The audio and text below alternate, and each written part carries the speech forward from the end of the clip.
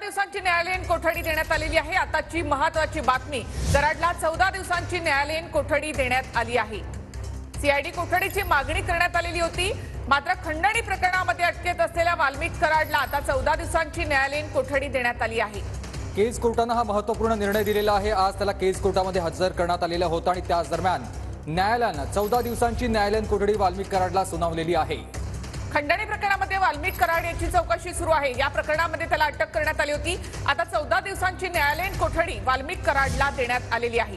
पुढच्या 14 दिवसांमध्ये न्यायालयाच्या या सगळ्या निर्णयानंतर आता 14 दिवसांमध्ये पोलिसांना देखील वेळ मिळणार आहे अधिकचा तपास करण्यासाठी। आणखी कोणकोणत्या या सगळ्या तर वाल्मिक कराडची आता तुरुंगामध्ये रवानगी करण्यात आलेली आहे। 14 दिवसांचा तुरुंगवास वाल्मिक कराडला।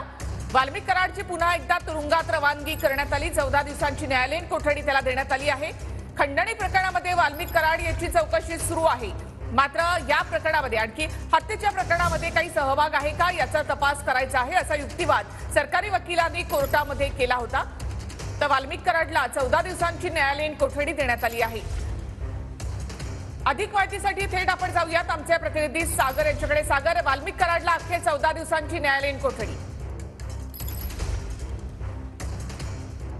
निश्चितपणे निखिल, आपण पाहिलं की गेल्या 1 तासापासून जे आहे ते केज न्यायालयामध्ये या ठिकाणी युक्तिवाद सुरू होता आणि या युक्तिवादानंतर जोरदार युक्तिवाद जो आहे तो दोन्ही बाजूने करण्यात आलेला होता। त्यानंतर आता वाल्मिक कराड यांना 14 दिवसांची न्यायालयीन कोठडी जी आहे ती सुनावण्यात आलेली आहे। आपण पाहतो की खरं तर